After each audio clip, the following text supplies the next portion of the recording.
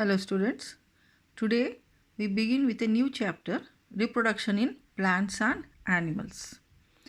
Now before this you have studied that all living organisms, whether they are plants or animals, they have special characteristics like they all grow, they all require food for their growth, and then they all reproduce. Reproduce means they will produce new offsprings or young ones, so that when they can also grow into new plants and again they can produce their own offspring. So in this way life will continue on the earth. So reproduction is one of the important characteristics of all living organisms.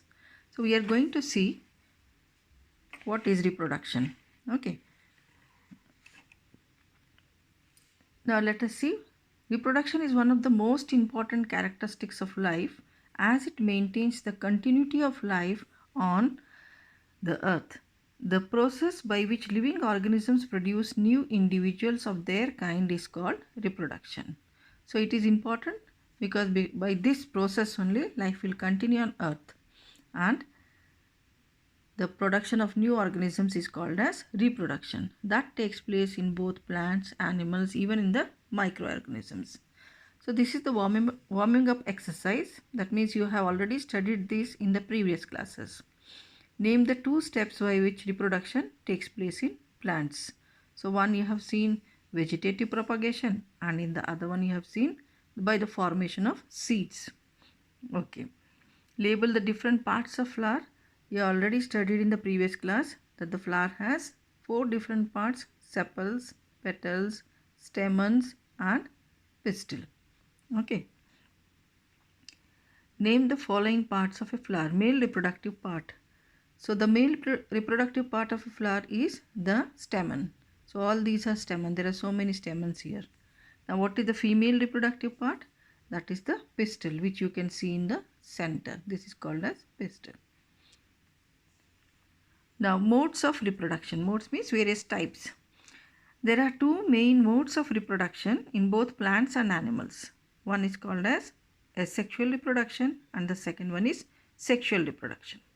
Now we will see how they are different from each other. Okay. In asexual reproduction, only a single parent is involved. So for the asexual reproduction, only one plant or one part, like here we have seen male or female part. So in case of asexual reproduction, only one part is enough to produce the offspring. That is why we call it as single parent is involved. And there is no fusion of male and female reproductive cells called gametes. So we will study that in case of sexual reproduction there are two cells which are called as male gamete and female gamete, which fuse with each other. So that doesn't take place in asexual reproduction. So gametes are not formed in the asexual reproduction.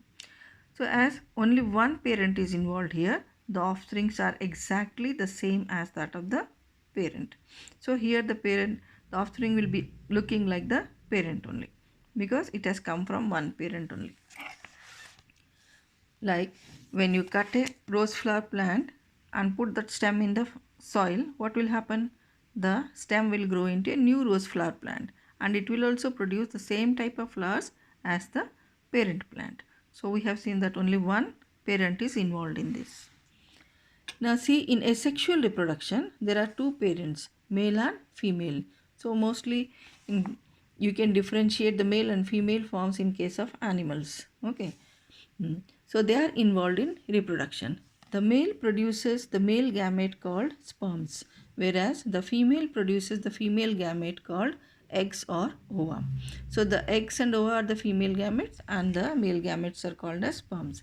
The offsprings are produced by the fusion of male and female gametes, and they are not exactly the same as that of either the parent, but has mixed features of both the parents. So that means the offsprings or the children will not look like exactly either as the male parent or as the female parent, but it will have the features of both male and female parents. Okay.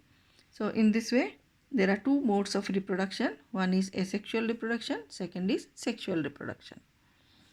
Now we will see asexual reproduction in plants. Asexual reproduction in plants takes place by various methods. First method is the fragmentation, second is spore formation, and the third is vegetative propagation. So what is fragmentation? Fragment means a part. So fragmentation is the method in which an organism breaks up into two or more parts called fragments. These fragments then grow into new individuals. It is very common in lower plants like Spirogyra. This is an organism. A filamentous algae.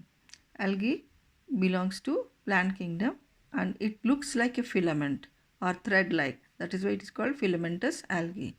Under favorable conditions, algae also grow and multiply by fragmentation. What are favorable conditions? When there is plenty of food around, what does it do? This algae, this is a long thread-like structure, it can break at various parts and each part will now grow into a new offspring. So all it has to do is break into many parts and each part will grow into new organism. So what is the name of this organism? Spirogyra. It is a type of algae. Now second is spore formation. Some lower organisms like bread molds and ferns develop rounded or oval structures on their bodies called spores, spore sacs.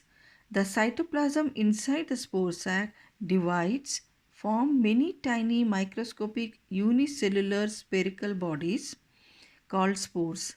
They are released when the spore sac opens.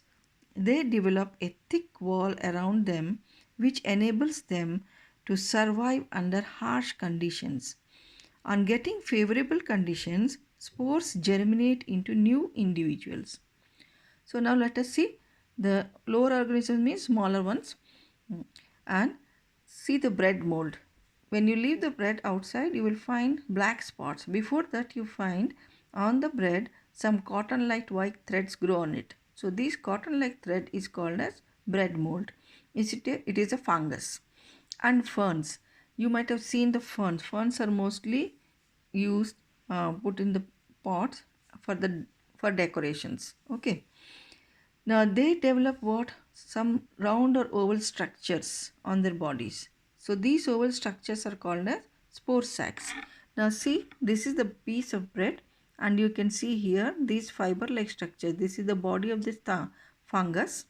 Okay, and this has come and spread out to form another fungus. This has come out to spread and form another fungus. So in this way it keeps on growing from one part of the bread to another part. But it also produces some fiber like structures which grow straight up. These are called as sporangiophore. And it has got root like structures that is called as rhizoids. We don't call them at root because this is not the real root like plant.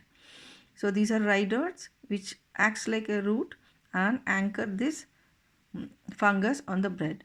And the upper part, that stem like structures which are coming out, is called as sporangiophores. At the tip of the stem or the sporangiophore is a spore sac. You can see the black spot here, they are the spore sacs. So inside this sac, what happens? Many small spores are formed. And spores contain what? They are single cells. They have got thick cell wall. Now we have seen here that they are unicellular. They're spherical. Spherical means like balls they will look like, and they have thick cell wall around it, thick wall around it. Okay, and these spores, they can survive in harsh conditions. Now what are harsh conditions? When it is very dry, we call it as harsh condition, or when the food is not available, then also it is called as harsh condition, because at that, in those conditions they cannot survive normally. That is why it is called harsh condition. So this thick wall helps these spores to live during the harsh conditions, and when the favorable conditions will return back, that means when moisture is there or when food is available, then they will again germinate into new individual. So what will this do? If it falls on a fresh bread, so now food is available. If it is falling on a table, there is no food there, so it will not grow. But if it falls on another piece of bread, what will happen? This spore will now grow into a new fungus. So it will develop the thread like structures, it will develop the rhizoids, and then when it matures it also produces again the spore sac, which again will produce the spores. So in this way, these fungus, bread mold and the ferns, they produce spores, and these spores grow into new individuals, means new fungus or new ferns. So this is another kind of asexual reproduction. I hope you have understood, girls.